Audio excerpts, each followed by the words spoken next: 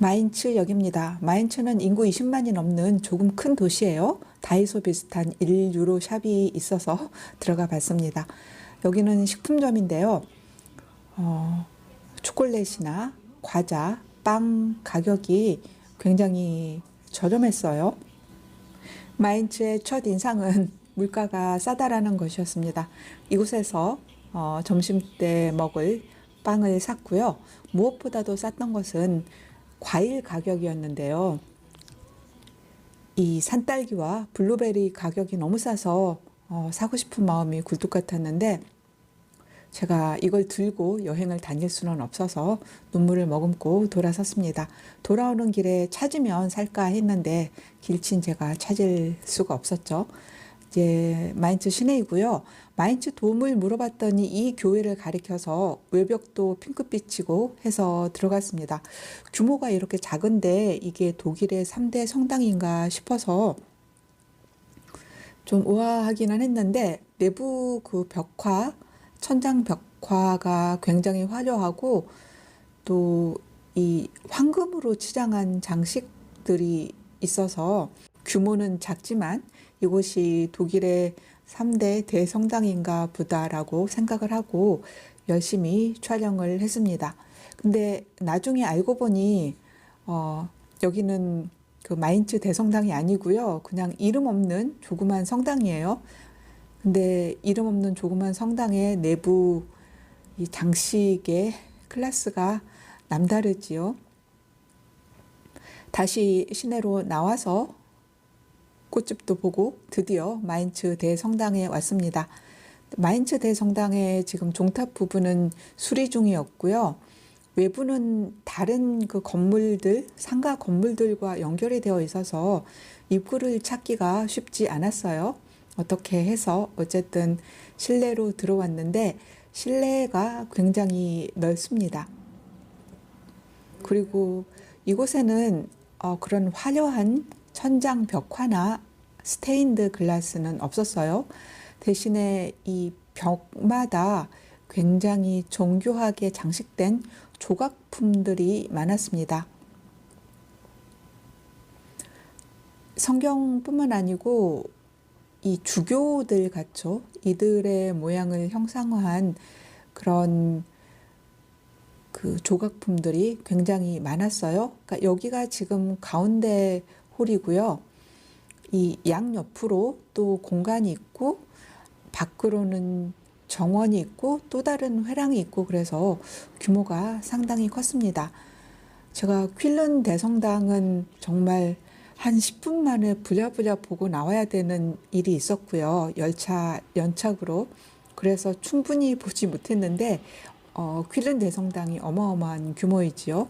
그리고 트리어 대성당을 가 보았는데 규모 면으로는 이 마인츠 대성당이 트리어 대성당보다 조금 큰 것 같다는 느낌을 받았어요. 트리어 대성당은 그보다 훨씬 규모가 컸는데 파괴되고 지금은 규모가 좀 작아졌다고 들었습니다. 이게 정원이고요. 정원 안에 정원 옆에 있는 회랑인데 이렇게 벽에 굉장히 그 정교하게 장식된 그런 조각품들이 있습니다. 그리고 이곳은 성당 내부의 가운데 그 중앙 홀이 아니고 옆에 있는 곳입니다. 구석구석 보면 나무 또는 돌로 된 조각품들이 굉장히 많아서 마인츠 대성당은 조각품의 성당으로 저한테는 인식이 되었어요. 기도하는 분이 계셨고요. 오르간의 규모도 상당하지요. 곳곳이 아름다운 조각품으로 장식되어 있었습니다. 이 성당을 지을 당시 마인츠의 대주교들은 자신들의 영향력을 과시하기 위해 어마어마한 대성당을 짓고 싶었다고 해요. 이곳에서 독일 왕의 대관식이 거행되고 로마 가톨릭 교회 시세들이 이곳으로 모여들었다고 합니다. 이날 날씨가 좋아서 샤갈의 스테인드 글래스를 보기 위해서 성 슈테판 성당으로 향했습니다. 열린 문 사이로 푸른 빛이 쏟아져 내려오는 것을 느낄 수가 있었어요.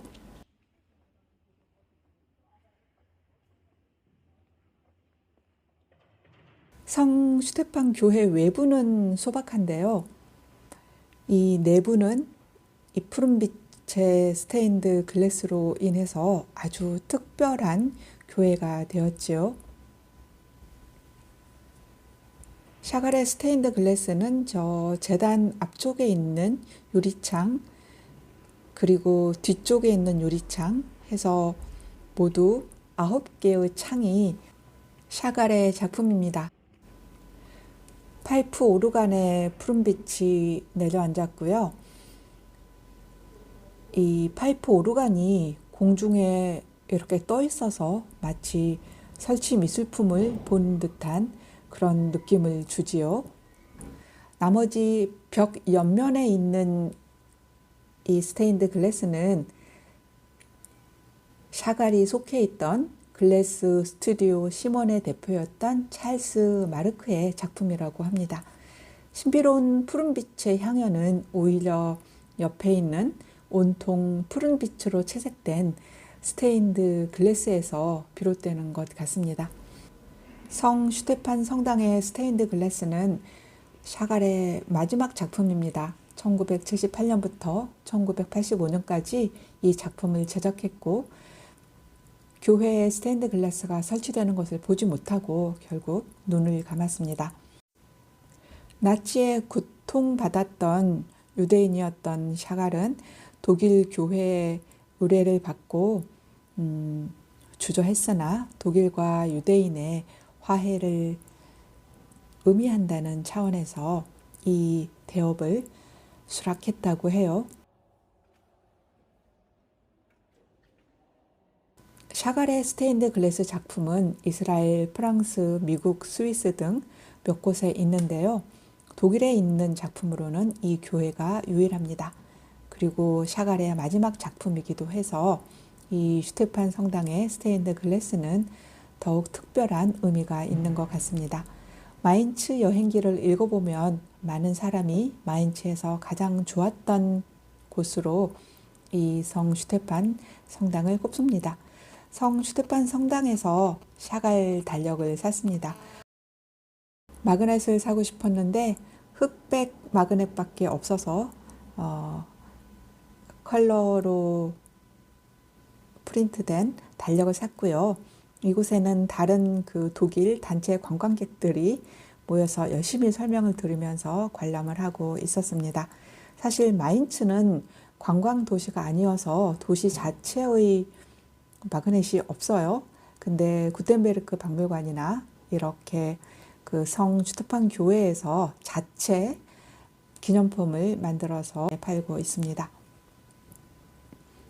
이날 날이 좋아서 푸른빛이 더 선명하게 들어오는 것 같고요. 사실 교회 안에 있을 때는 교회 내부가 넓어서 푸른빛이 그렇게 극적으로 느껴지지는 않았어요. 근데 영상을 제작하면서 보니까 교회 내부를 푸른빛이 가득 채우고 있구나 하는 느낌을 받았습니다. 구텐베르크 박물관으로 향했는데요. 앞서 들렀던 마인츠 대성당 바로 옆에 이렇게 있습니다. 이 앞에 보면은 무슨 돌조각 같은 그 주사위 모양의 돌덩이들이 있는데 이게 그 구텐베르크 인쇄와 관련된 거라고 하는데 제가 독일어는 알지 못해서 전혀 알 수가 없었고요. 이 구텐베르크 박물관의 전시물 상당 부분이 거의 독일어로만 안내가 되어 있어요. 그래서 그냥 대충 훑고 나올 수밖에 없었고 내부 촬영이 금지여서 사진 같은 것도 찍을 수 없었습니다. 그 내부 감시자의 눈을 피해서 일본관에서 한국관 사진 하나 간신히 찍고 나왔습니다. 책과 인쇄의 역사를 잘 보여주도록 구성된 굉장히 큰 인쇄 전문 박물관이에요. 책과 인쇄에 관심이 있다면 흥미롭게 볼 수 있는 곳입니다. 라인강 모습입니다. 마인츠는 그렇게 막 예쁘거나 뭐 깔끔하거나 그런 그 유명한 관광지는 아니에요. 하지만 성 슈테판 교회의 샤갈 스테인드 글래스만으로도 한번 방문할 만한 가치가 있는 곳이고요. 책을 좋아하시는 분이라면 구텐베르크 박물관에서 정말 다양하고 아름답고 좀 신기롭기까지 한 그런 책들을 볼 수 있습니다. 그래도 이렇게 시티 투어 버스도 있고요. 구텐베르크 동상입니다. 다리 건너면 있는 비스바덴과 엮어서 하루 여행으로 계획해도 좋을 것 같습니다.